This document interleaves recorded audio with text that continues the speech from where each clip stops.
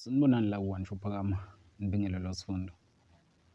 Abaculi bamaskandi baphume ngomningi ukuyoseka uNgizwe Mchunu ecaleni lakhe elakwasolwa kulo ukuthi uye waphehla udlame leli lokuthi akukhishwe zuma nokutapa. Negcokama Elisha-ke liphumile lithi liyomseka libhale kanjena. Njengamanje namhlanje manje ngaleli xesha ngibheke enkantolo ecaleni likaNgizwe Mchunu. Kukuhle noma kukubi eyakithi ingane mabhinca siyayazi angeke siyilahle umuntu. Ziyalila manje iy'nkosi, #sibindi uyabulala sibindi uyaphilisha. Kubhaleka Igcokama Elisha. Kanti-ke abanye abaculi bakhona ngale Nkandla lapho kuhlala ngakhona uNgizwe Mchunu nabo baphumile bayomeseka lapho ngibala khona uNjoko kanye noNavigator ngoba uwabona nje amaqhawe.